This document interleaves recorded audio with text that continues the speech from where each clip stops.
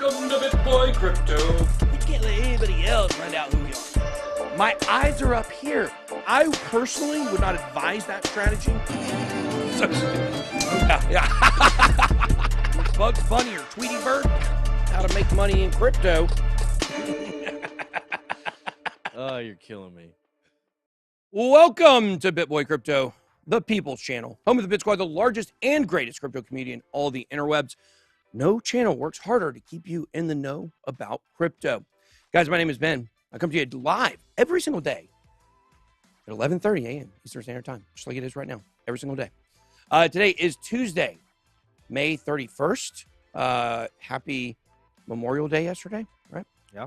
I don't know if I had a dream it was Veterans Day. I don't know. Isn't that weird? That is What a weird dream. strange. I dreamed it was Veterans Day last night on Memorial Day. I remember I was at the Venetian, I guess doing the WSOP when it was Veterans Day, and they had a big light in red, white, and blue that said Veterans Day at the Venetian. And I dreamed about that last night. How So strange. random. Wow. Okay. Well, you know what happened while I was dreaming? No. Bitcoin was pumping. Hey, Cardano was pumping. Waves? So waves up 55%. it was this Don't make me morning. show that 6-month chart though. Yeah, no, don't look at the 6-month Yeah, chart guys. on anything. Yeah, guys, don't look at that. This is the time of the market where things are really, you get all these false hopes, because you'll get this 30% pump overnight, but that doesn't mean things are heading back in the right direction. And things are still down. Like Cardano's down below our buy price with 67 cents. We look like geniuses buying a million Cardano at 67% or a million ADA.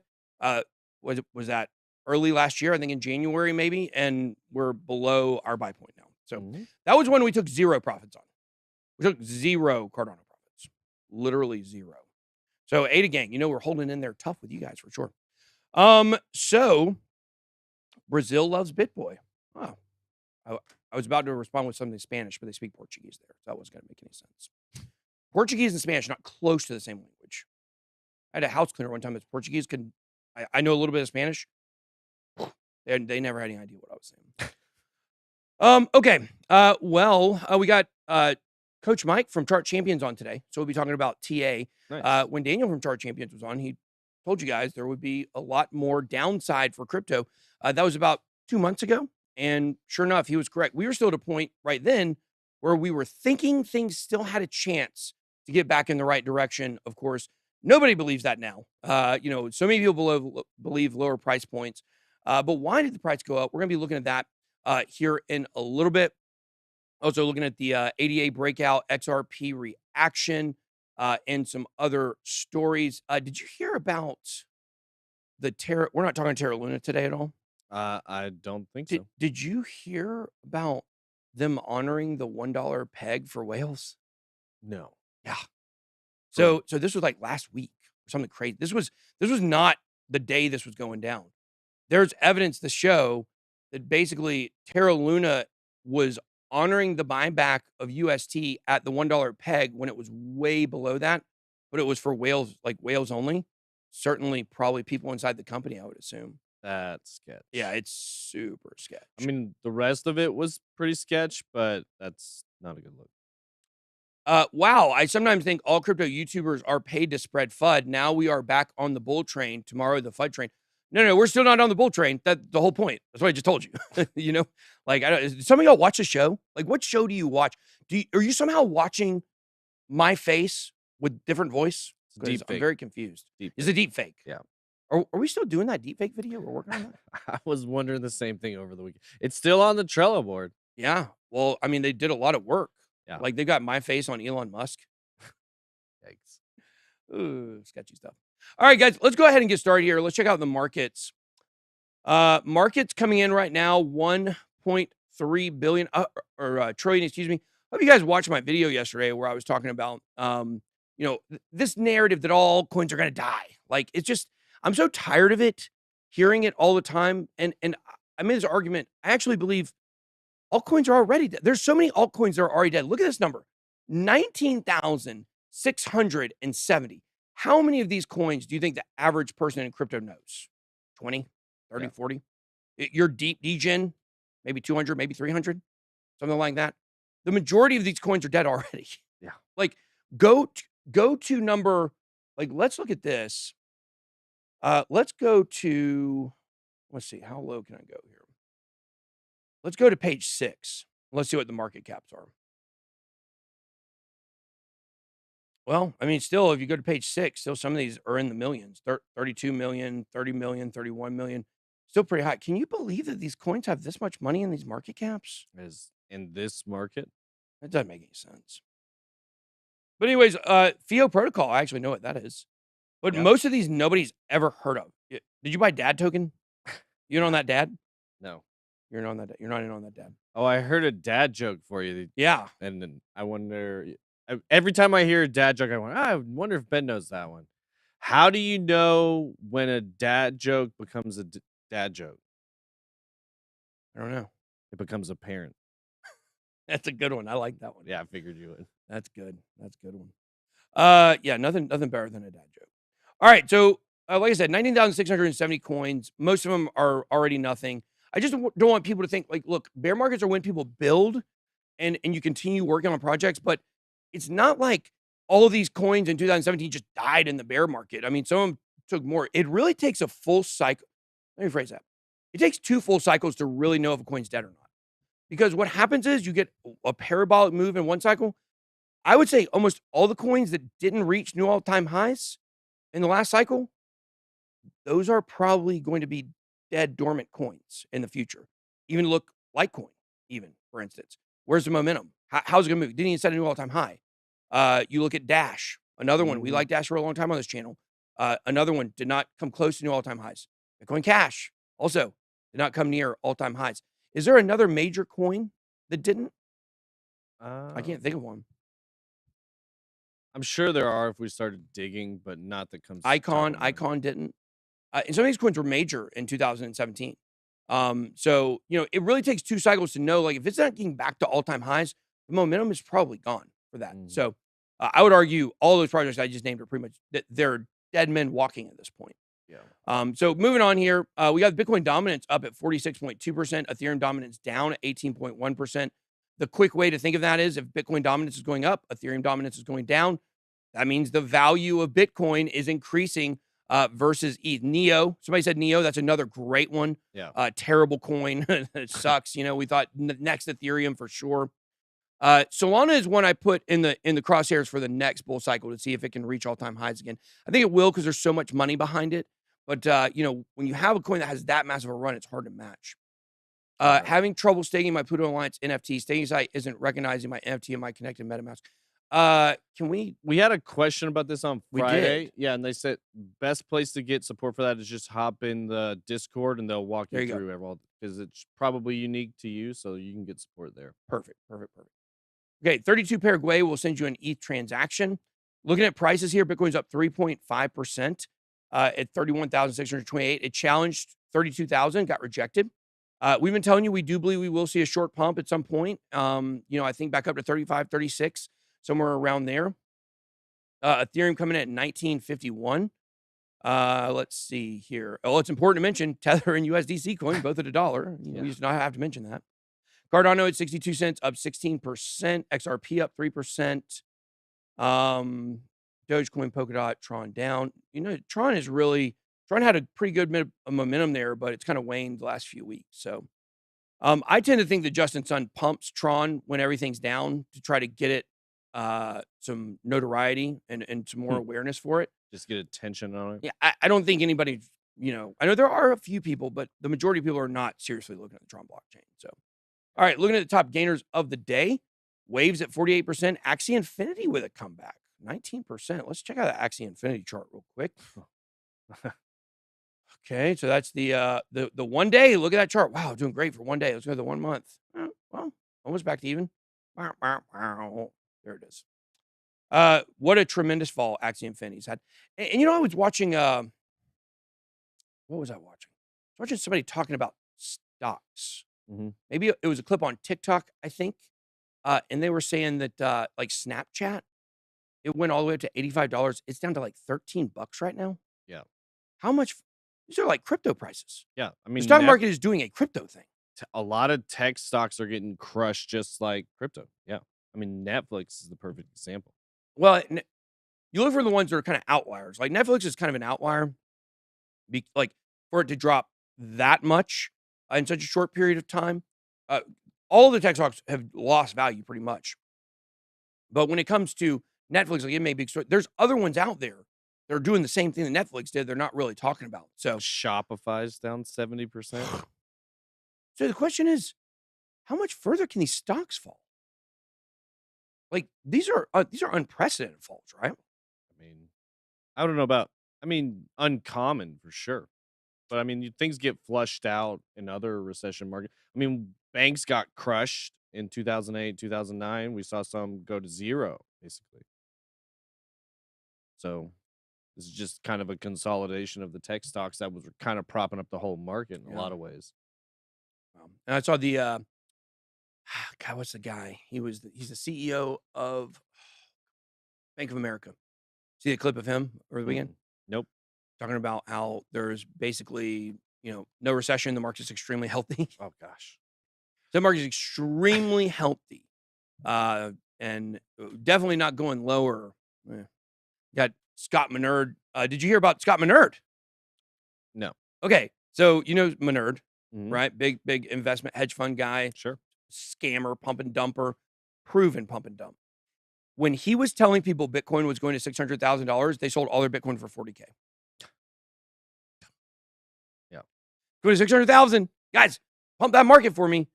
Continue to kind of prop up the idea that the second pump we had last year in November may have been fake. May have been a lot of these people trying to pump the price for the exit liquidity. So let's see here. We got Cardano up 16%, Kava, Near Protocol. Near Protocol one I'm interested in. I'm pretty interested to watch what happens with this. There are a couple projects being built on Near Protocol that I think have some potential. So there you go. ICP up. We love ICP. We don't actually love ICP. That was a joke. But I have heard some people saying some interesting stuff about ICP lately. Guy in the chat right now. Internet computers, the future. Some people believe that. I know somebody who is all sold out on ICP, says as by far the best tech. There are some sketchy things about the fundraise. Like that's where people are, kind of skeptical, the way that they raised money for this project. And, here's another really important thing. Let's say ICP does have the best tech in the space, the absolute best. We talked about this before. Even if it is the best, doesn't mean that's what people are going to choose. Like, always bring an example. How's a McDonald's hamburger? You love McDonald's hamburgers? How fantastic are they? They're mediocre at best for fast food, yet they sell more hamburgers than anybody. So it doesn't necessarily have to be, what the best is. Sometimes it's the fastest and how far ahead you get of everybody else. So definitely something to think about there. Guys, don't forget to smash the like button. Number one thing you can do as a member of the Bit Squad to show your appreciation and to also make sure other people sees this content. Number one thing you can do, please hit the like button. Make sure to, if you're watching on mobile, X out of the live chat, hit the like button, come back in. If you're watching on a smart TV, a lot of people are these days, make sure to go down to the bottom left-hand corner of the screen, hit more options, and you should be able to hit react, and you should like this video. Okay, guys, let's bring on Mike, Coach Mike. All right. Coach Mike, what's up? Hello. I'm good. Thank you. Thanks for having me. How are you? Absolutely. My son's baseball personal trainer is Coach Mike as well. So not the same guy. Just so we're clear, not the same Mike. So what is going on with it? Let's start here. So obviously you're from Chart Champions. We had Daniel on before. Can you talk a little bit about what you do there with Chart Champions, and then let's get into if you got something to show us. Yeah, so my pleasure. Yeah, so we're with a few coaches there in Chart Champions as well. And basically, what we do is provide education on technical analysis and to how to read the charts, and essentially providing the tools and knowledge available that we have learned over the years of trading, sharing that with our audience, and so that they can also learn it for themselves and also become successful investors / traders. So really educational content, really. And aside of that, we also have a really active community where we talk about the charts all day long, and where we also provide our insights and help people out who are learning, essentially. Well, that's awesome. Definitely a place where people can learn. You guys are kind of known for, I guess, your kind of deeper the deeper levels of TA that you guys go into. I guess let's start with the question of the market right now. Like, what is your advice to people who are looking to maybe start trading, or they already are trading, they're trying to go to another level? Like, how can they kind of read this market that we're in right now, and get going with that? Yeah, well, I would say like if you're just getting started, it's always I would always say basically a really classic thing like don't put more money in than you can afford to lose, for example, and most importantly, make sure that you're informed, right? Because especially with crypto, it's a young market and a lot of things are going on in these markets. They're also really volatile. So whereas in the stock markets is well, recently it's obviously also volatile, but in Mhm. crypto, it's times 10 everything, right? Prices go up really fast, prices go up down really fast as well. And the worst thing that can happen to you if you're just coming in there, you've never invested before, is to basically put in your money and then lose it all in one go. And Yeah. basically, I would say if you have some form of risk management, in other words, not risking too much money when you're learning, you're also giving yourself the time to actually learn from your mistakes and educate yourself in that way and learn from your mistake and put a negative experience into a positive experience. And we try to do that with teaching technical analysis, essentially. Yeah. Well, it's great. Well, do you have some TA for us today? I Okay. do. Well, let's check out what you I got. thought it would be fun. Yeah, I thought it would be fun to basically start off where we left off the last time Okay. because Daniel was on as well a few Yep. few months ago now, I think. Yeah. So let me actually start off by sharing my screen and talk about the harmonic that we have that Daniel and you talked about in the All right. last stream. This was in the last stream where we have an. This is already a little bit very advanced technical analysis, but after that, I'm going to approach it in a more accessible way. So stay tuned for that. So basically, what happened here is last time we explored this harmonic where we had this drop to the downside, where we then retraced to the 618 Fibonacci level over here. These are these golden lines over here. So if you isolate them, it's more easier to read. Where we put in that point B of that harmonic, and then we dropped again much further down than that CC, and instead we actually touched the 886 level, which for this harmonic is the last possible Fibonacci level for it to remain valid, essentially. And as you can see, it literally hit to the dollar exactly Mm. on that specific line. And from there on out, we had another bounce hitting that top of the range or the top of that harmonic. In other words, the final target before we expected a reversal over here. So this is the harmonic that many people traded from in our group. I myself approached it slightly differently because for me it was a really important volume level, which is the point of control of the entire range that we've been building up over the course of literally 1.5 years by now. And as you can see, also that touched to the dollar exactly, and Mm. that's paved the way for a retracement once down and ultimately breaking down more of like an upward sloping, I guess you could call it a bear flag that we've been putting in since the beginning of this year, and ultimately left this range in order for a new move to the downside, which basically brings us to the place where we are at currently. And as we all know, Bitcoin eventually hit $25,000 a few weeks ago. And since then, we've actually seen actually, let me clean up the chart for a little bit. We've seen already a 27% bounce from there, which is, quite a lot. It's a big number. Yeah. But the thing is, in my opinion, it means very little if you don't know how or why we got there. And for me, technical analysis helps me form that narrative. And the analysis that I do and teach can actually get really complex in the end, especially when you're reading into the way that people behave around placing their orders and whatnot, which is what you also have seen. We call it order flow, and when it comes to analyzing volume. But it does all stem from an underlying philosophy, which is built around the structure of the chart, and that is what I'm going to show you in a little bit by looking at the local section and then zooming out so that we can form the narrative essentially. So if we zoom in, what happened currently? If we look at the current chart, going down slightly on a little bit of a lower time frame, I would say we can put around a box and frame the price action in two ways. You can do it either in this way, where we have this range, so to speak, which is actually something I have been talking about since the 12th of May, if I'm not remembering, before this began, as I was giving a stream over here in the group where I literally, where we had to drop on the 12th of May, where I said it's very likely that we're going to put in a range. This was the prediction. A few weeks later, we were putting in a range, and then another week later, we have indeed put in that range that I've basically anticipated on. And this is one way of framing it. So in this way, you could see like, okay, we're breaking out right now. Alternatively, you can also see it include this little section and say like, you know what, we are still within this range, so to speak.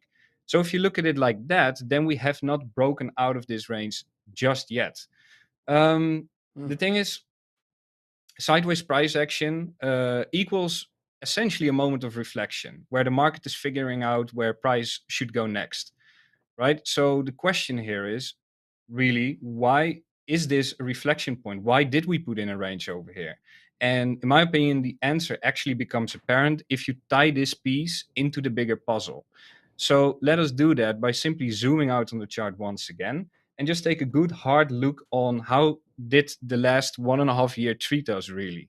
If you really look at it like this and put yet another box around all of this, you can also say like, you know, actually in the last 1.5 year, we have actually gone really, really sideways. Of course, we have had major moves within that range, but ultimately the Bitcoin chart is really consolidating sideways, really.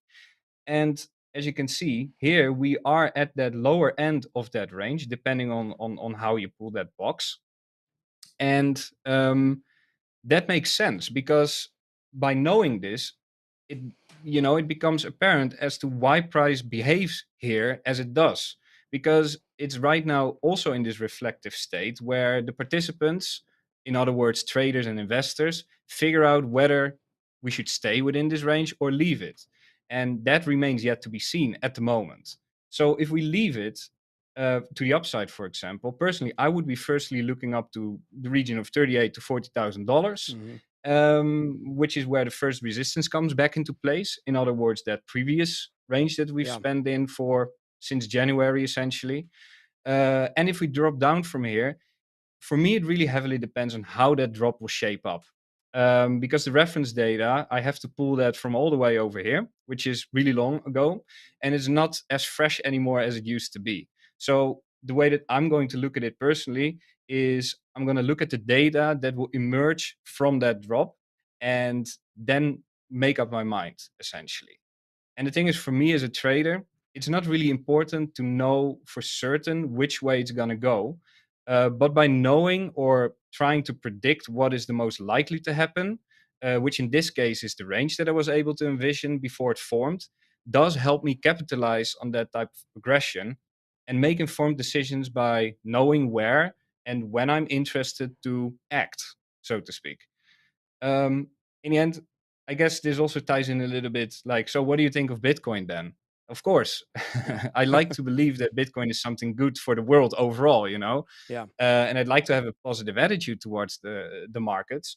But as a trader, believing in something doesn't necessarily help me make an informed decision, because you don't really know, okay, when should I enter then, or where should I enter then, or That when actually should I invest? What's clouds a your good time? clouds your decision making quite a bit.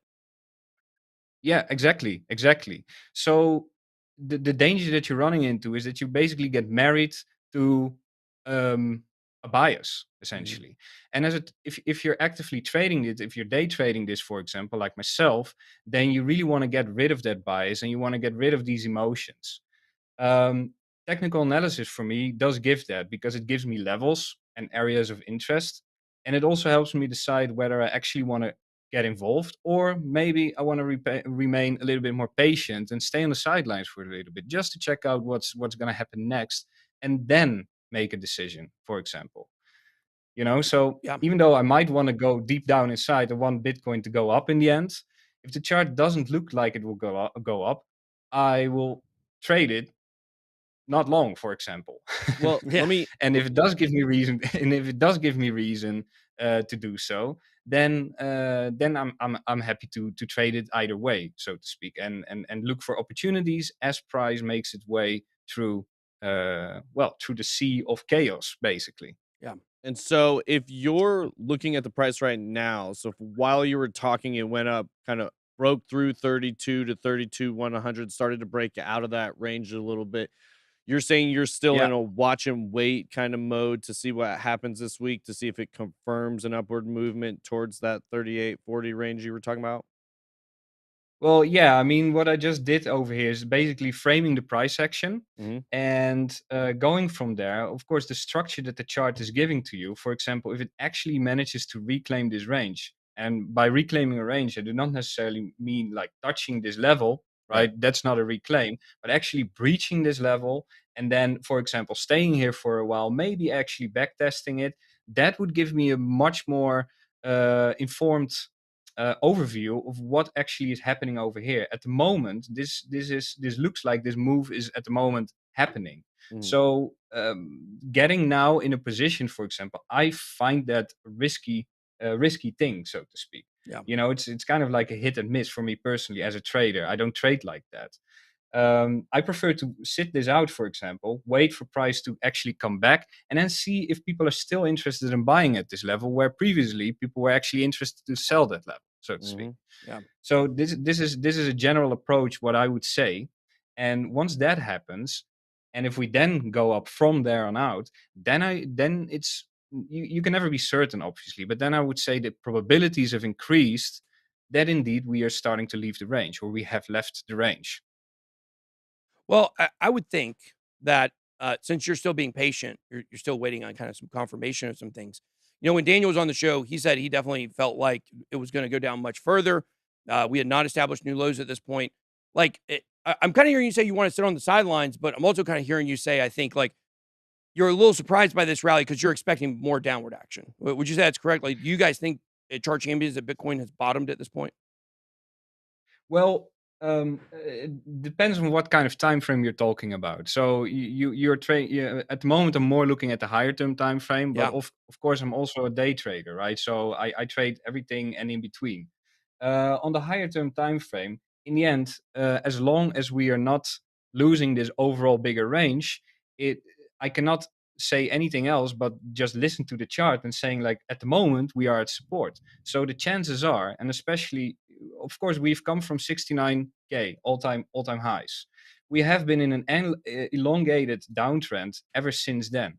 At Mm, some point, you know, price has to bounce because that is healthy and that is normal and that just happens regardless yeah. whether you want this or not. Price will rise and price will decrease. So if there's any point where this maybe might happen, and I'm saying this a little bit carefully because I don't want people to just jump in randomly into, into fresh investments, Yeah. for example, because this is obviously not financial advice, just my view. um, I would say as long as we are not losing this region, then there is still a possibility that we actually might go up. When I'm talking to on the longer term of things, then obviously also macroeconomics come into play. Obviously the Right. stock market is looking slightly different than it did, let's say, 1 year ago.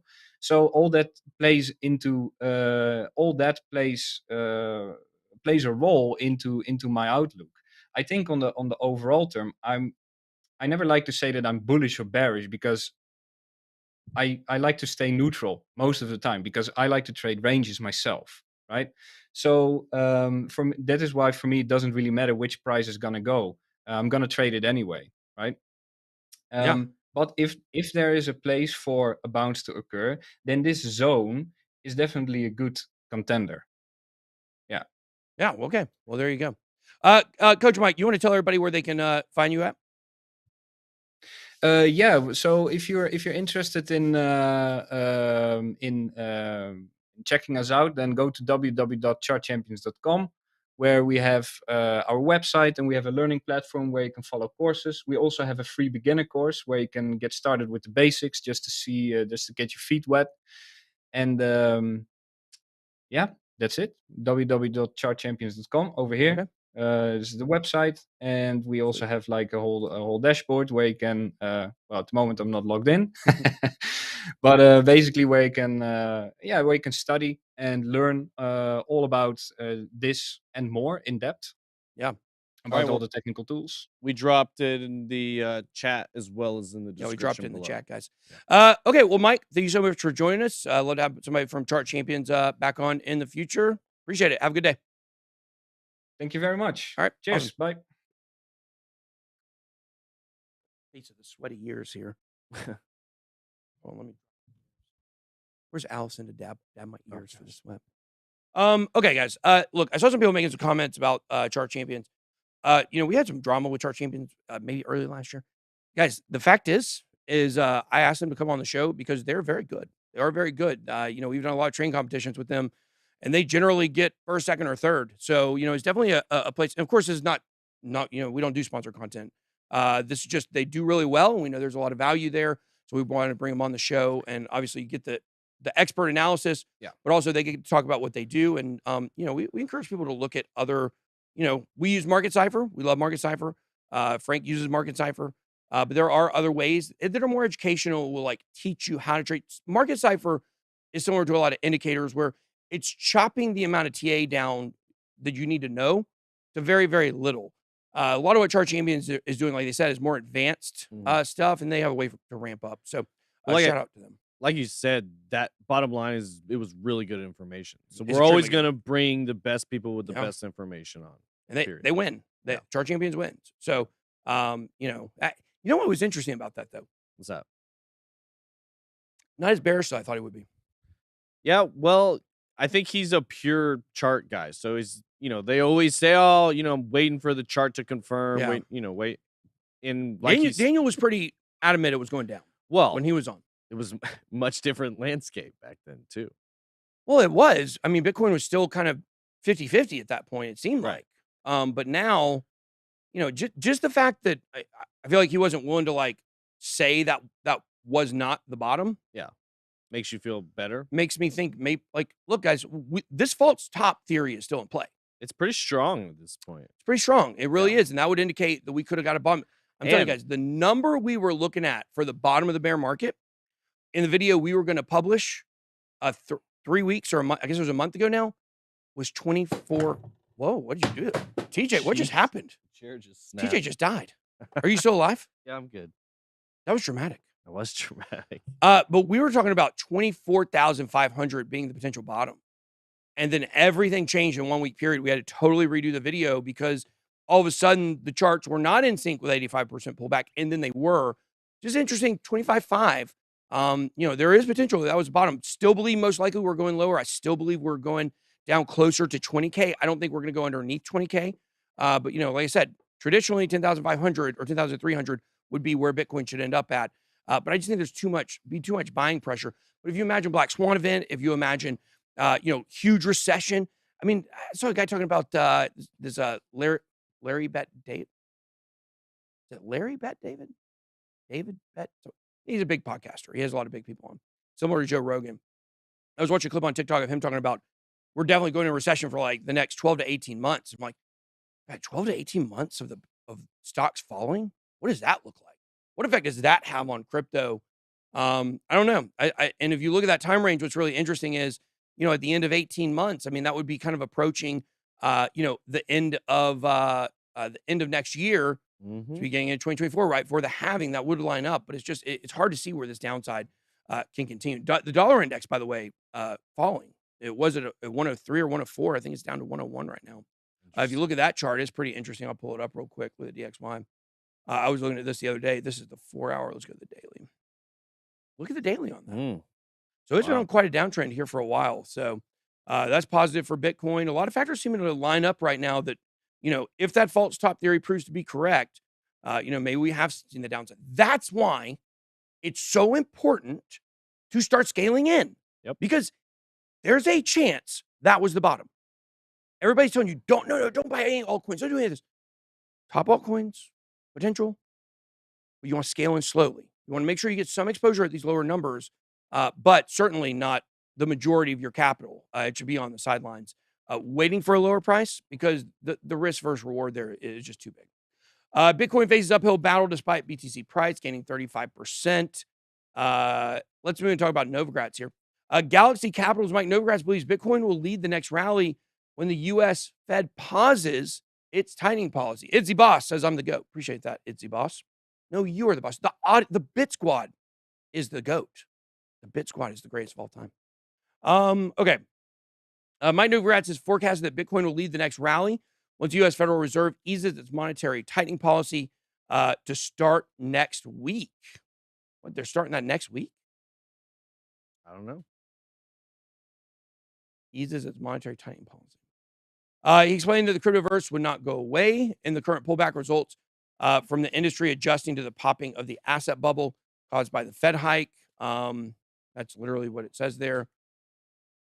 In an earlier tweet, Mr. Novogratz pointed out that the ongoing crypto market pullback will test investors' convictions until it finds a bottom. And I tell you, it really is. It really is the kind of thing where we really need to be paying attention right now, because I tend to believe we're going to get a big bull trap. I mean, he was talking about $39,000, $40,000. Yeah. I think even 36, 38 would be, in the range I would be expecting it to go back up to. But I still believe we are going to go back down again towards the end of the year as we go through the midterms. It's just set up too perfect for that right now. Yeah. In my opinion, which some people make the argument when it's, totally looks like it's going to do one thing, maybe it doesn't. But if Bitcoin were to have bottomed, then that, like I said, that false top theory would probably be the reason why. Yeah. I was just thinking about it this morning. We talk about, obviously there's a lot of macro correlation with Bitcoin and markets and prices and all that sort of stuff. And I was just thinking about the genius of launching it on an election cycle, where basically the halving every 4 years is about the same as the election cycles every 4 years. And how much of it is truly supply and demand market versus, all the other things going on with rate hikes and midterms and elections and just all the chaos that goes out. It's just really interesting. The all-time highs come around the Election. presidential election. Yep. The bottoms come around the midterm election. Yep. That's been consistent. Yeah. The history of Bitcoin. So that is very interesting. And is it because of the cycles, or is it because of the economy and what's happening during those points? Well, I would make the strong argument that it is because of the halving. Right. Because I would agree. It doesn't matter which party's taking over, the same thing happens. Mhm. So I don't know. I mean, if we had just had all Republicans for 13 years of Bitcoin, then you make the argument of that. But I meant it swung pretty widely in both directions. I meant more they're going to be looser on the rates towards presidential elections, tighter during midterms, that sort of stuff. It's just, I agree. Of course, I think it is from the halvings and supply and demand. It's just an interesting thing to throw into the mix. Yeah, it is, because we've done videos on that before. Around the elections and what a big impact they have. Concerning when the Fed might pause its monetary tightening policy that begins on June 1st, a recent report by Reuters anticipates that its monetary policy tightening might be paused in September if there is an economic deterioration and inflation subsides. I'll tell you what, it's going to be very interesting to see what happens with the like recession and what's going on here, because if they start to pull this thing back, then everything will reverse. But look, he's saying in September maybe. That's fall kind of lines up still. Midterm elections bottom. We'll have to see what happens here. Pause will happen at a time when interest rates will be ranging between 1.75 and 2%. Some people are saying that they want that to be 3%. They're okay with that. So we'll see what happens. I still think we're raising all throughout this year, but I don't know. Maybe they don't. We had been targeting that Fed meeting in December as one to really pay attention to. I think it's the second week of the month. Americans keep spending even as inflation erodes buying power. Keep up with rising prices, Americans are saving less. Economists expect expenditures to slow in the months ahead. Americans built up trillions of dollars in savings during the pandemic. Now, with prices rising at their fastest pace in decades, they're tapping the stockpile to keep on spending. You know what I'm always interested in? I'm always interested in when somebody moves to a new place or something. They don't take them 6 months to get a job. Like, how do you survive for 6 months without no job? Right. Good point. Well, I was watching Stranger Things last night. Started on Stranger Things, new Mhm. season. Mhm. Anyways, like the mom moved somewhere. It took her like a long time, like 6 months to get a job after she moved there. I'm like, now I understand this is a show, so it's not real. Like, what person that's a single mom Can live. can move somewhere for 6 months and not have a job? Yeah. I Good get it. point. This is what they're saying, though. This is what they're saying here is that people are, now people are blowing through their savings. So I've been telling you guys this for a while. Once these savings are gone through, we are going to see the job market shift from being an employee in demand market or in command market to an employer's market. Mhm. You guys are going to see that. All the employees are like, we've got all the power now. We can work remote for $1 zillion. Well, that's going to be over at some point. You had to be back working at Arby's. Okay. I need my Arby's to stay open past 6 on Sunday, please. I would like Arby's roast beef, not beef in cheddar, roast beef with cheddar. It's different. Doesn't come with the onion bun. Arby's, best seasonal milkshakes. There you go. Inflation cooled slightly in April, but remained close to a 4-decade high. It's going to be really interesting to watch next month's inflation prices. I would say, inflation percentage. If the inflation percentage goes down significantly, like 1%, then I think there's going to add more fuel to the fire. They could end it quicker. There are a lot of people out there talking about that they will be turning back the quantitative easing before you know it. That is generally the popular thought. But it's going to be so hard for them to do that in the short term until that inflation really starts breaking down to the downside. When are the moves from the Fed going to start having an impact? So far, they haven't in terms of the inflation numbers. So something to watch there. All right, moving on. Musk welcomes recession because bankruptcies need to have. Oh, God. You know what this reminds me of? What's that? That Do Kwon tweet. Oh, Yeah, Do Kwon. Yeah. Yeah, I can't wait for the bear market when 90% of the projects are going to die and I'm going to laugh at them. Yeah. Well, I guess Terra Classic's alive. In fact, we have a project called Terra Classic now. Big problem. Yeah. Heard about the thing with Mirror Protocol? Yeah. They said there was like a $90 million hack that's been exploitable for months and people didn't even know about it. Yeah. And they're also saying that I don't know what's going on with it right now, but there was an exploit like last night that if they don't get it fixed, I think by like 4 p.m. today, the whole project gets wiped out. Yeah. Mirror Protocol, look, when they're under investigation from the SEC, like Mirror Protocol is, I would tend to stay away. I understand. Somebody brought up the point, XRP didn't get an all-time high. Well, XRP didn't get an all-time high, not because it was, doing well and people like the coin. It was because of the SEC lawsuit. So there is a little caveat there to that. So I know I'm telling you not to invest in, not financial advice, of course, but not invest in Mirror Protocol. But XRP is different. Well, it's because the XRP case has developed to the point where we are almost positive they're going to win, or the SEC is going to lose, or there's going to be a settlement. So it's a little bit different, and it's a much bigger and more reputable company that's been around for a lot longer.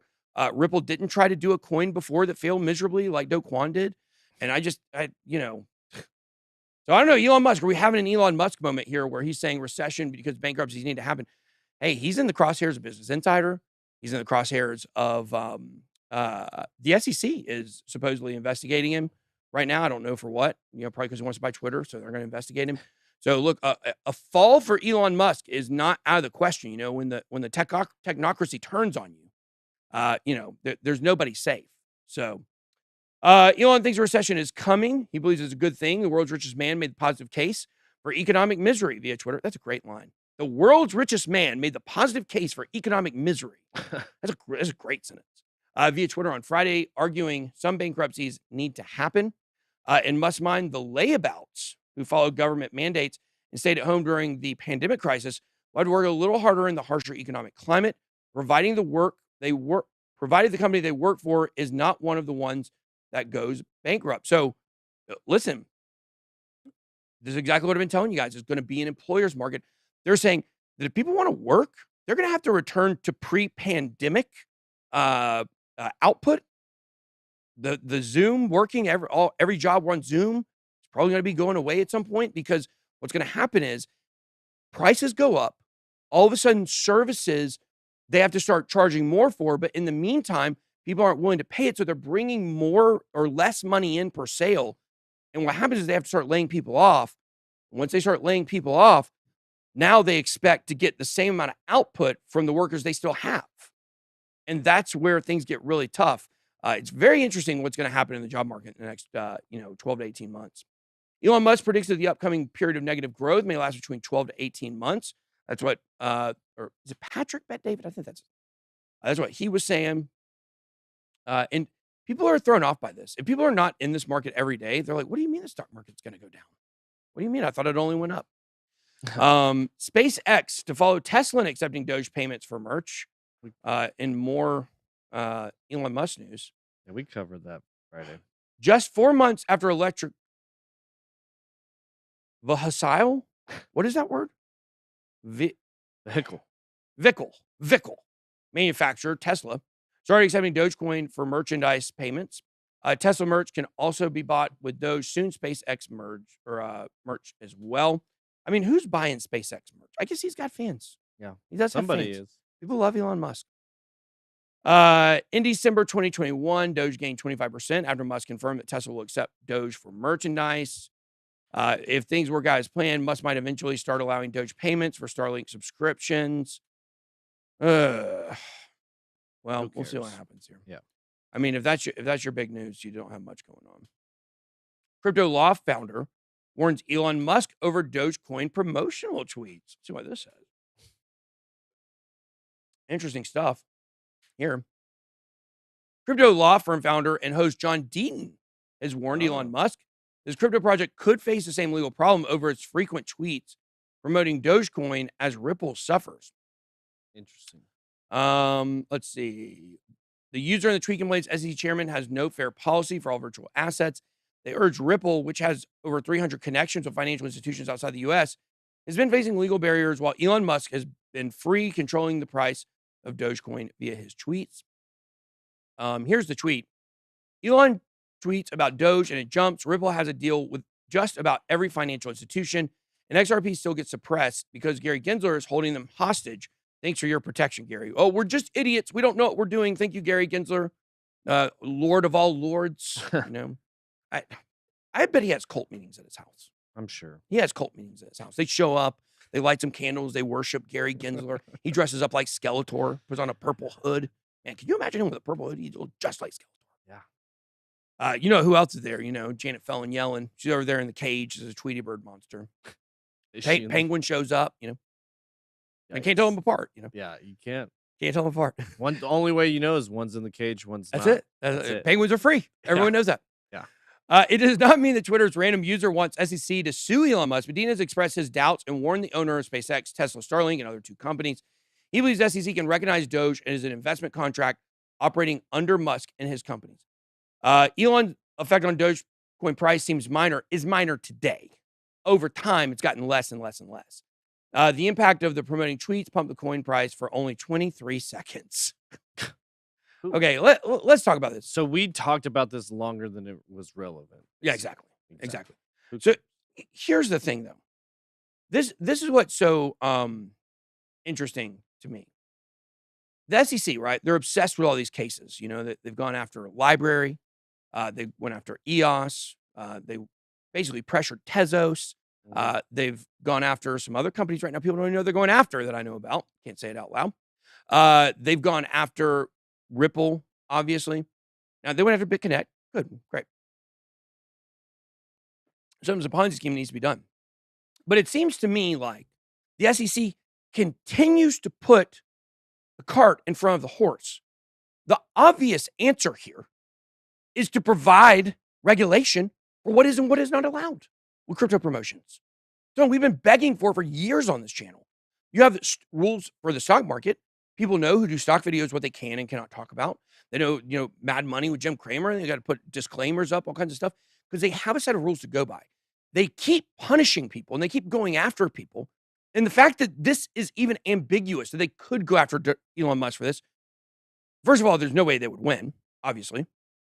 But there's no regulation telling what you can and cannot do, which is crazy. How can you continue to go after people retroactively because you're accusing them of not knowing something that isn't known still?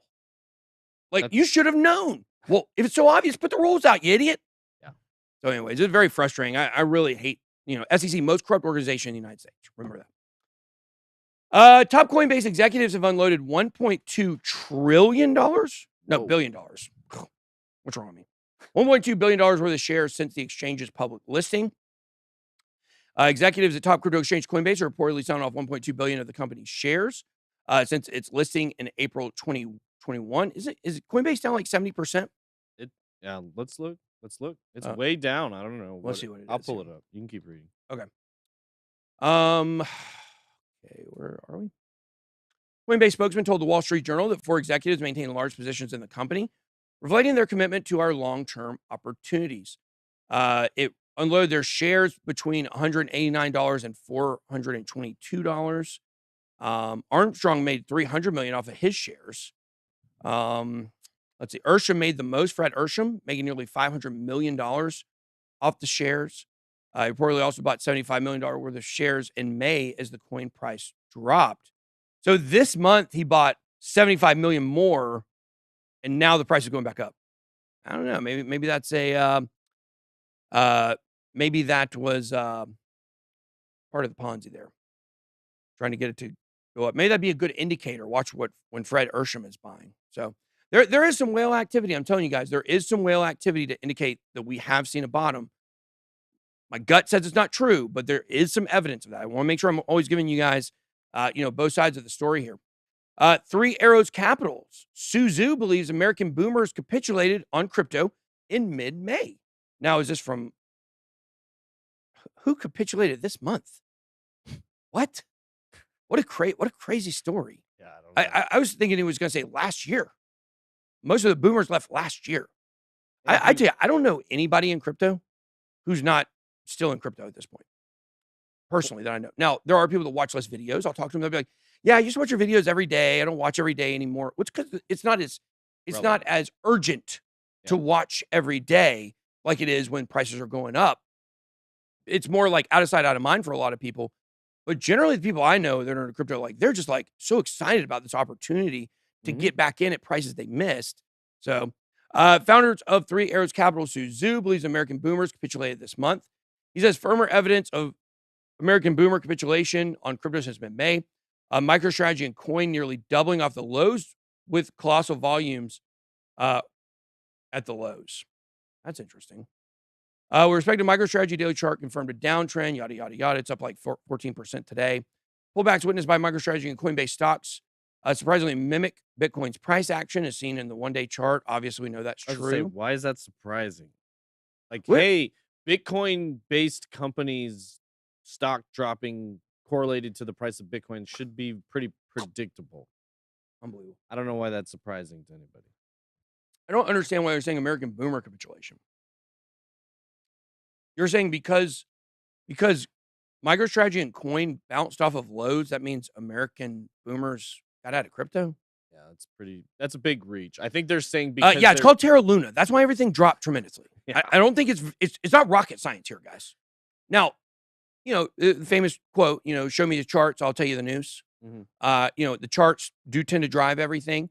But like in this situation, in this case, I mean, it's one of these things where it was too perfect for we needed something to cause some massive capitulation because it was time, bear market stuff.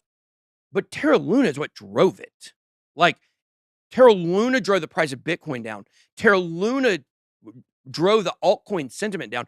People out there are scared now because of what happened to Terra Luna. Absolutely. Like all of a sudden now you feel like, oh my gosh, any project I'm in, like it doesn't matter how safe everything is. If that's not safe, then what is? So I do want to say something else about Terra Luna. Run very far away from it. I would never put a dime in it again. But what I would say is this, is that when it comes to, I lost my train of thought. Don't buy Luna. Don't buy Luna. Okay. That's it. What was I going to say about it? It wasn't about the algorithm. It wasn't about the peg. It wasn't about the whale dumping. Maybe it accepting losses? Well, you got to diversify and accept your losses here on this one. I mean, a lot of people lost a lot of money in that one, but. Well, I think being able to move on and accept a project is dead and it's not coming back and there's not a miracle thing that's going to rebound the price. Like that's a tough pill to swallow, especially if this is your first time being in a project that pretty much that did go to zero. Because human nature wants to be optimistic a lot of times, wants to believe it can come back, but Yeah. it can't sometimes. They like a good comeback story. But Everybody. the problem with this is, you know, a good comeback story in boxing, you don't have to believe in the person. It's just by the results they come back. You know what I mean? Like you could believe in Mike Tyson, you know, but if he goes out there and gets knocked out, then, you know, oh well, whatever. But what's important is they produce. When it comes to Terra, like, people have lost so much confidence that it doesn't matter what happens at this point. No one will ever feel safe investing in Terra Luna again. And that's going to keep the majority of people out of the market. I know a lot of people are scared out there as they think that this could happen to almost any coin. This is what I was going to say. I remember what I was going to say is there are a lot of people out there that were sounding alarm bells for Terra Luna. Okay. Told you Louis Raskin, a guy I know, known forever. He was one sounding it out. He was saying that he expected a tremendous drop from Terra Luna. There was some sketchy stuff about it before it happened. So there you go. But here's my one thing about that. There's so many videos going around TikTok, people saying, see, this person called it. This people called it. If you go over all of those people's entire histories of their accounts, I'm sure there are other projects that they called out that did not do this, right? You look at Corey Klippstein from Swan Bitcoin, you know. He said that Swan Bitcoin, did you get that email from them? Yeah, I got it. Basically patting himself on the back. Said, told you Terra was a scam. You call every altcoin a scam. Congratulations. You got 1 out of 19,627 correct.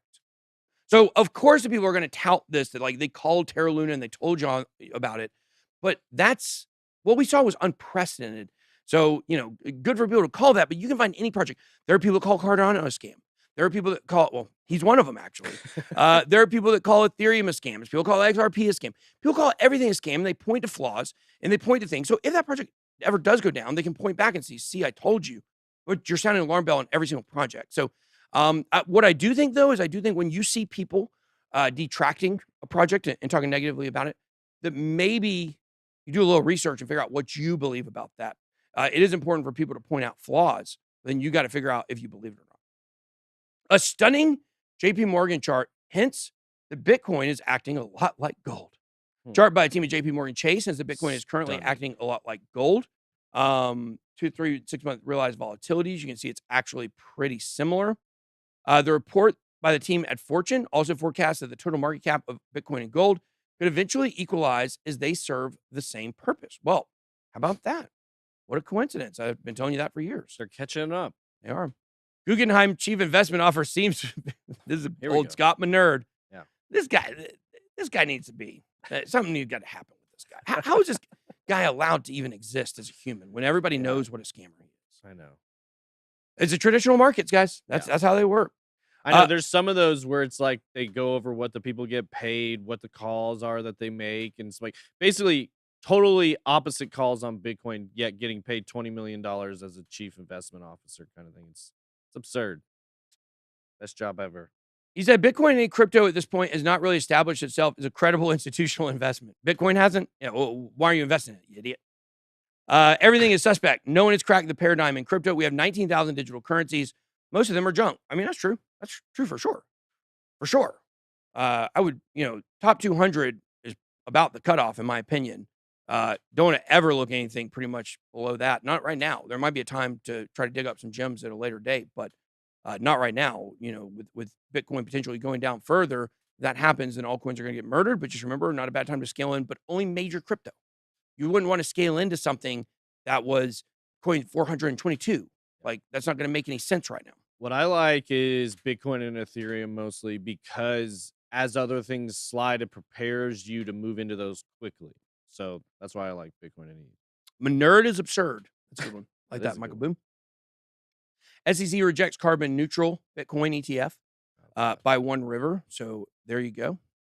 SEC stated that it applied the same standard use in its orders, yada, yada, yada. So it did not meet its rules around fraud prevention. So there you go. Skybridge Capital was also rejected, it said. But yeah, New York, NY Dig was rejected. So everything's getting rejected these days, guys. And now, I'll tell you this, we're at the end of May now. Raoul Powell said he heard that we're getting ETF approval in April or May, and not seeing it. Not seeing it. I should have Once been again, it. The Great Hopium. We should do a video called The Great Hopium, and it's just a homage to ETFs. Yeah. Every time somebody was talking about an ETF, it'd be a long video. There's like, I don't know, 30 that keep going up and getting rejected, Yeah. right? Yeah. Yeah. I said I think it will be 2023 or 2024 before we finally get that spot ETF approved. Yeah. I think. I agree. I think we'll get it before the next bull run. Yeah. They That would want- put And know, that- I think the Winklevoss application at like 10 years. They put it 2014 maybe. And then if we have that in place before the next bull run, I think that will send it. Yeah, I mean, it's really like we really have to start thinking about. I just put together all the stuff for a video where we're going to look at when Bitcoin should be hitting all-time highs. And look, pretty interesting. According to history, when it should be hitting all-time highs, it's not soon. I'll tell you that much. Not happening this year. But what I will say is that putting all this stuff together, it's really made me start thinking like, okay, what are the projections for this next bull run? Like Plan B said, hey, it looks like Stock to Flow's invalidated. Actually, what he said was Bitcoin almost exactly hit his version 1 of Stock to Flow, but then he changed it because everything was so bullish in version 2, and that's what missed. The first one had Bitcoin hitting 55,000. So what he's saying is, doesn't matter though, regardless, Bitcoin's on track to hit 500K. I think he said by 2024. What? By 2024? I think so. Let me find the tweet. I don't want to misquote him. Let's see. Well, I saw a thing, and this is unconfirmed, but I saw it multiple places that apparently Tim Draper was saying Bitcoin was going to hit 200K this year. He said that several years ago. Oh, okay. And they're just digging that up. Probably. Okay. That makes I mean, more don't you remember? That was like when, Yeah. what was the guy's name? Tom Lee? No, I remember. Tom Lee, the most inaccurate analyst of all time. Every month, it was like, no, this month in the bear market is finally bullish. We're probably going to go to 100 or 200K. Yeah. No. Not even close. Okay, let me see if I can find this Plan B. Looking forward to the next 2 years of this halving cycle, green and blue. Here it is. Even if the original model was right and the later 100K update wrong, the difference is only 2x. Remember, the stock to flow model was created in March 2019 when Bitcoin was below 4K. In my opinion, the correctly predicted 14x rise is worth more than the 2x prediction error. It says after that halving. So, can you believe that? No. So let me tell you what it would have to do. Okay. In the last bull cycle, it 3.5x'd the previous all-time high from $20,000 to basically $70,000. Okay. That means that it would have to do like almost 8x. Would that be right? 70 times 8 is 560. It would have to 7x that all-time high. I would put it at 490K. I think there's an argument for it, but I certainly, I just be honest with you. I'm a little disappointed with Plan B. A little disappointed here. Because it seems like he's still just trying to push he's got 1.8 million followers on Twitter. How does he have so many followers? Yeah, well, he was right for a long time. Well, he's grown so much since he's been wrong. That's true. Maybe that's the play. Just put a huge number out there far enough out. Well, I just gotta say, I'm very disappointed in him because it's very obvious that your chart's broken. Okay. It's very obvious. You try to capitalize on, the price going up and trying to give a new model, and it failed. But it failed so spectacularly that it made us all look like idiots. And you're continuing to say, okay, it was inaccurate net last time, but this next cycle is going to make up for it. You have nothing to base that on. And I feel like it's giving people an unrealistic idea of where Bitcoin is going.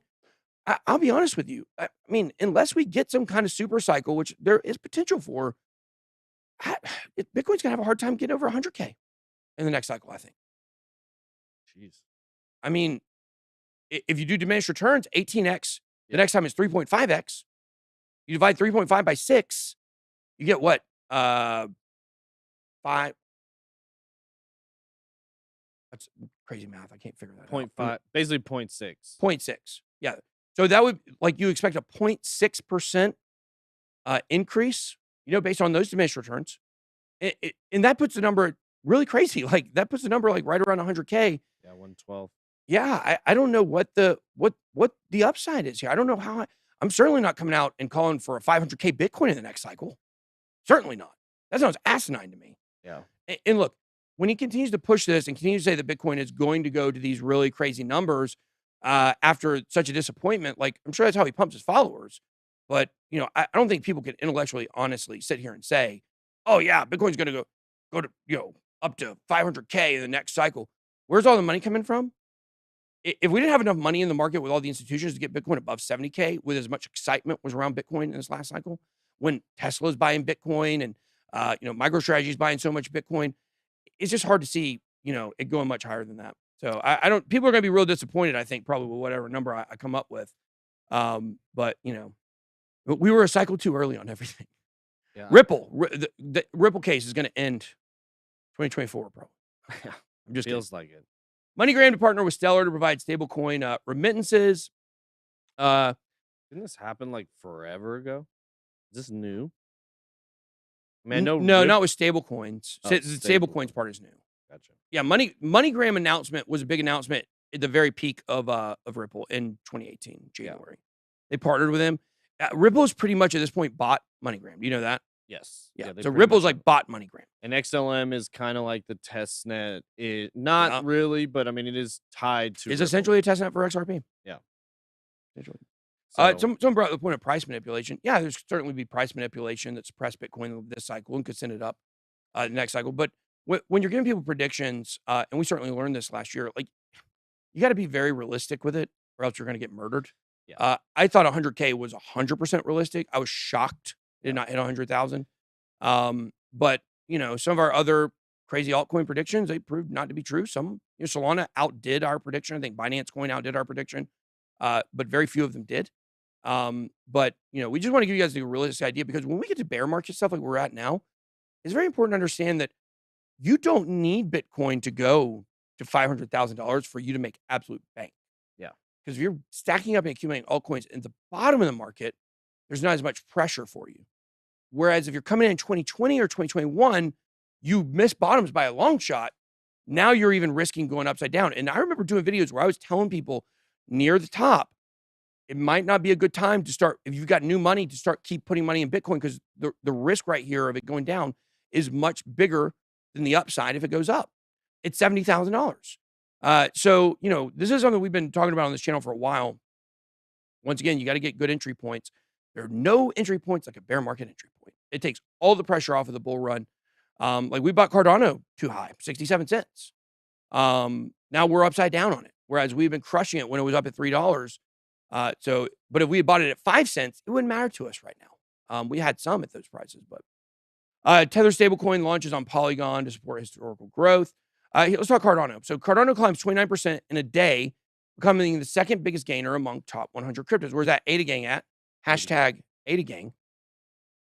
Cardano, which is presently the second highest gainer out of the top 100, with a 29% increase on the day, is one of the main significant digital assets that are on the rise as the crypto market is beginning to show signs of recovery.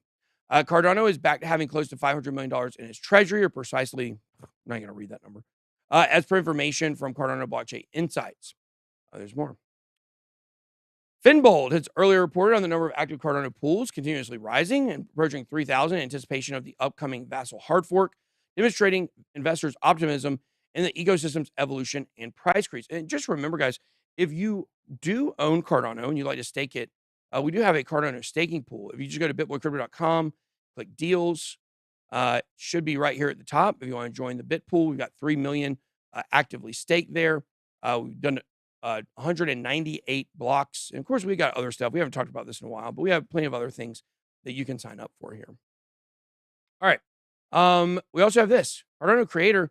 Some Bitcoin maximalists are trying to get proof of stake crypto assets banned. Did you hear about this? No. This is wild. Who? Remember, the Bitcoin maximalists have become exactly who they started out to try to fight. That is, I was going to say, banned by who? Government. They want the government to regulate crypto. Yes. Interesting. Anything. Remember, they self-admittedly, they would join the Nazis if they believed in Bitcoin. Self-admittedly. They're a cult. Self-admittedly. A cult. A toxic cult. As long as you believe in Bitcoin, it doesn't matter what else you believe. If you're racist, if you're sexist, if you're a criminal, whatever. As long as you believe in Bitcoin, then they fully accept you. And if you don't believe in Bitcoin, then you are the devil. They want to send you to concentration camps. That's the kind of people these people are. They literally, the guy, whatever his name was, George or Alex something. Alex Vedka. That's what he said on my channel. It's crazy. Or on an interview with Bitcoin Magazine. And then Bitcoin Magazine puts out a tweet. Oh, he really gave it to BitBoy good. Nobody believed that. Nobody believed that guy won that debate. I got some great content after that, being able to talk about him saying Nazis are cool, pretty much. Great time visiting the Capitol and meeting with members of Congress. Lots of activity here. After meeting various members of the U.S. Congress, he streamed live on his YouTube channel to update the crypto community in general and the Cardano community in particular on something very disturbing that he had discovered, namely that certain Bitcoin maximalists have been lobbying U.S. lawmakers to create legislation that places regulatory obstacles in front of every crypto asset other than Bitcoin. Wow. He said, I did discover that certain members of the Bitcoin community are actively telling lawmakers, what snitches, what little snitches, to write into legislation that everything but Bitcoin is a security, to write into legislation every attempt possible to delegitimize or outright ban proof of stake cryptos. This is extremely disappointing and disheartening. I like to believe that we have political indifferences or technological differences or deferring financial incentives, that we would fight these things in the marketplace of ideas and the marketplace of users and traditional competition. The attempt to co-opt the U.S. federal government legislative process to ban your competition is an anathema. Is that how you say that word? Sure. To every single thing the Bitcoin movement was founded upon. I tend to agree. I mean, what happened to free market options, free market choice? That's the They whole don't point. want that. Yeah. That's why these people are toxic. They're so stuck up their own, you know what, that they can't see how stupid they look. They are the scourge of the crypto humanity. The scourge, the Bitcoin maximalist. The fact that they're literally now, can you imagine this? What is more likely to get banned? Proof of stake or proof of work? Right. What's more likely to get banned? Proof of work, for sure. Absolutely. Now, I don't think it will, but it's much more likely than proof of stake. Not saying I agree with it. It's definitely stupid, but much more likely. Yeah. Anyone else feel like crypto is slowly selling its soul to the government? Absolutely. But remember, it's a war, not a battle. We're going to go through stages where it feels like we're in the same thing the traditional markets are.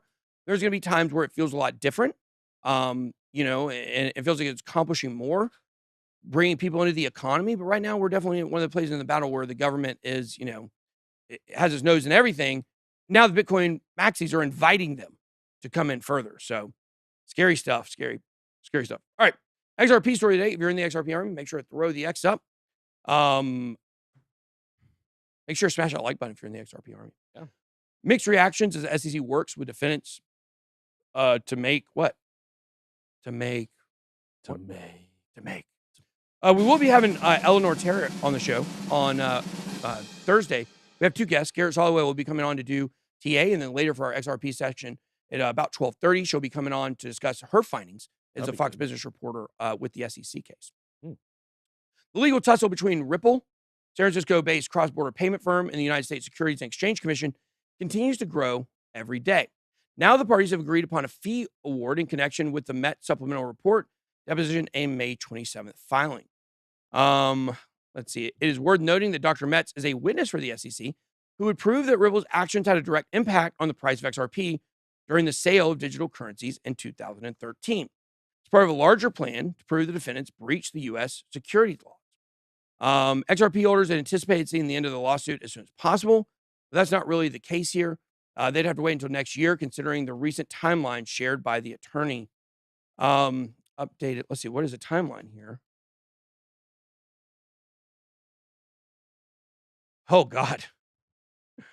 Oh, man. We're continuing to make progress, and we'll have more information over the coming months.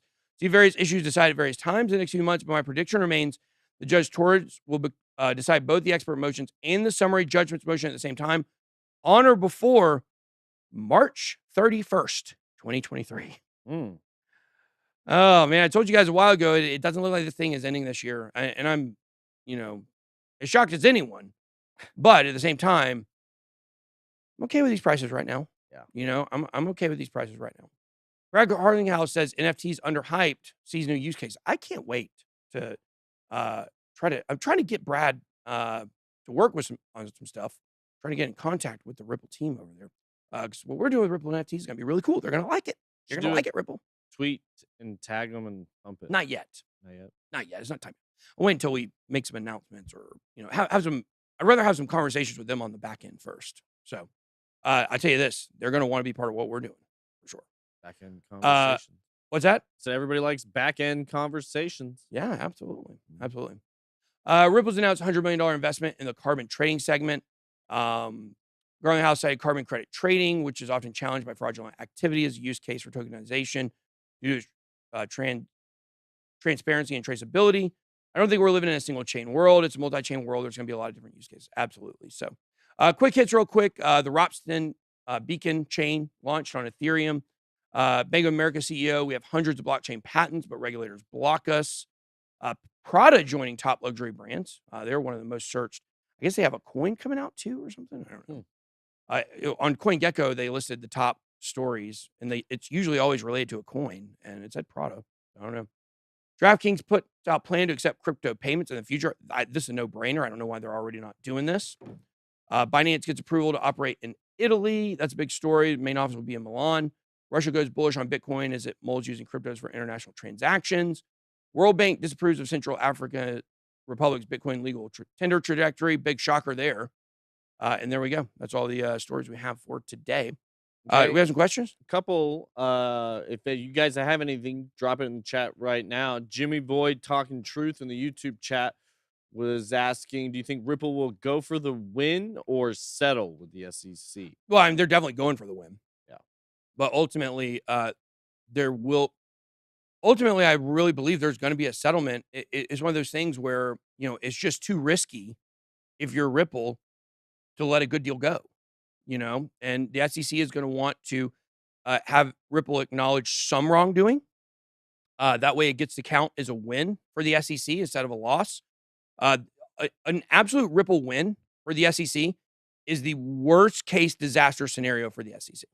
Like, if they lose this case completely after putting so many resources into this, and they come out with total egg on their face, it'll be devastating for the SEC.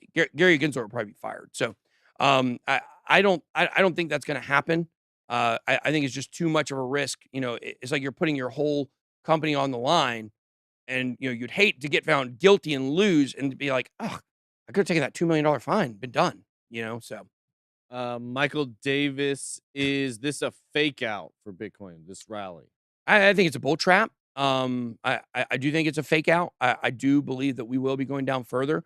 But if you listen to what we've said, if you listen to our videos where we've done talked about timelines, to me, it seems like we are going to probably see an increase, maybe through the summer even. Maybe we slowly move back up towards 40K, but ultimately, as we head back to the midterms, we do go down further. The one thing that could change that, of course, look, the SEC case looks like now it's not going to be over this year. So we were laying out the scenario where the Ethereum merge happens and the SEC lawsuit with XRP ends like around the same time in the fall. Now looking like those are getting further and further away. So now it's lining up for, more better timing for the traditional, cycles here, where next year we might get some bullish news for these coins. That signifies some bottoms and, your last time to get in, but the market turns around. Guys, we should be bottoming this year. So if you really think about it, wherever we bottom at, like, that's the best entry price you're ever going to get for a lot of these coins. Yeah. A couple questions about some kind of mid-range coins. Somebody said, "What do you think Uni can hit a new all-time high when the blue chips run next cycle?" Kind of in that mid-range. What's that? It's kind of in that middle range. It's not a blue chip. It's a strong DeFi play, but there's just a lot more competition for it. Right. There's a lot more competition for Uniswap. You're able to use MetaMask to do exchanges. Most apps you can do exchanges inside now, and so the question is, why do people really need to go directly to Uniswap? As people start getting into crypto again, like there's a learning curve to using it. So I would say very questionable on that at this point. And look, the SEC is looking into Uniswap. So this is not, they might be the next big target for the SEC. Now, I don't know. They have at least sent them letters. I know they've sent them letters. So I don't know. We'll see what happens there. But of course, Uniswap Labs behind Uniswap is centralized. They're in New York City, I think. So last question. This is something we heard a lot 2017 and 18. Do you think a spot ETF for Bitcoin in the fall could make the price skyrocket sooner than we think? There is nothing going to happen that will make Bitcoin skyrocket in the short term. And that's why I don't believe that will come this year. Bitcoin may pump at some point, but when all the momentum is to the downside, it's not like all of a sudden people are just gonna be like, oh, there's ETF, let's all go buy Bitcoin today. I don't think we're going to see that. We could certainly see a relief rally continue, but no, I don't think so. That's why I really believe this comes after we've already hit a bottom, not before. So, all right, guys, that is all we got for today. We got CNBC in here today. They were recording. We've got a big interview on CNBC. Don't know when it'll be coming out, but they came down here to the studio to check things out. So excited to get that going on here in a few minutes. We are giving away one of our cars today. Not a giveaway though, right? I'm always the one who Did I say says giveaway? that. Yeah. It's a BitBoy Cares event, right? And if you know someone that's a single parent that is struggling, needs a vehicle, make sure you send in an email to giving@bitboycrypto.com. And we will we go through those every month and pick someone every month to be the recipient of that vehicle, somebody that deserves it, that needs help. We're here to help people. So there we go. All right, guys, that's all we got for today. Be blessed. Good way out.